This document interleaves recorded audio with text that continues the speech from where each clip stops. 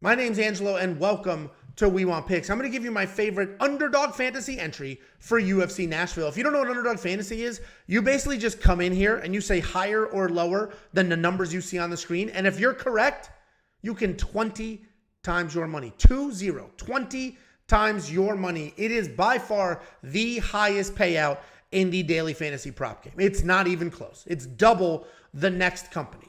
And they'll even give you free money to do it. Just go to wewantpicks.com/underdog, use promo code WWP, and they will instantly match your deposit.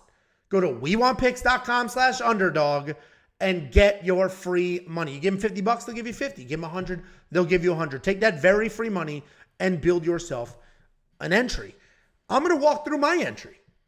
And one of these lines has already moved. The Corey Sandhagen significant strike line was 120.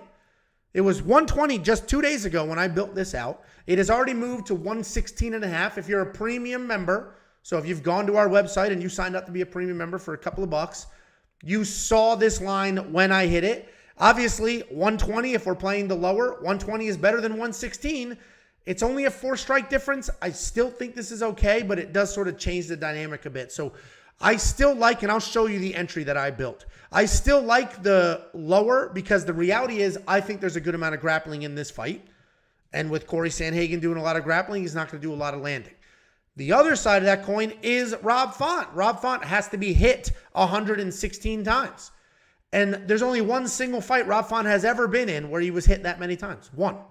And he has been in a lot of fights, including a couple of 5-rounders. So I think the lower makes sense because there's going to be grappling, and Rob Font has some very good, clean striking and striking defense.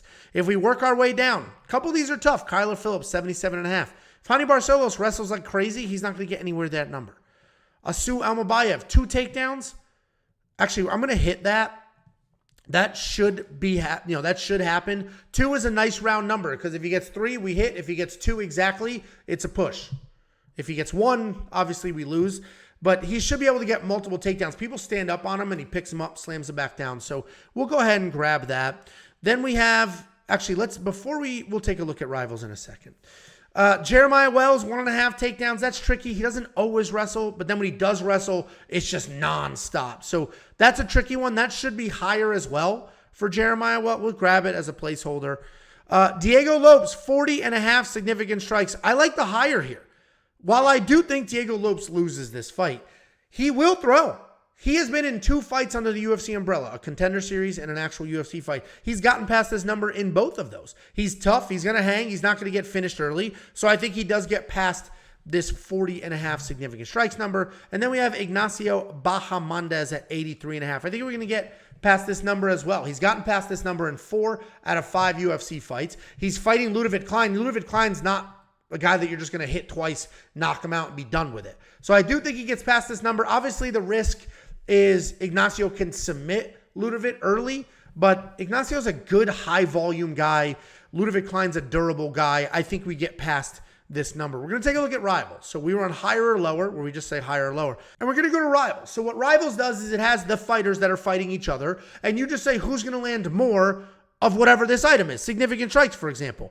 Who's going to land more significant strikes in their fight? Jessica Andrade or Tatiana. And they're giving Jessica Andrade 7.5 to start. And that's all Rivals is doing. But let's take a look. We're going to scroll our way down. I want to see what come on, where is it? The Carlson Harris, Jeremiah Wells. They're giving Carlson Harris 1 takedown adjustment. We'll leave it because Jeremiah Wells can be taken down and Carlson Harris does shoot takedowns. So we'll leave that alone. And then we have Ode. They're giving Ode 1.5 takedowns. So we're going to do the Asu. Let's remove the 2 takedowns. And we're going to do the Asu because if Asu gets 2 takedowns and Ode gets none, this hits. And I don't see Ode shooting any takedowns. So there's actually a little bit of value from doing it in rivals as opposed to doing it straight up. So that's our entry. We have a standard. This is 20 times. If this hits, we 20 times our money. But let's go the insured route.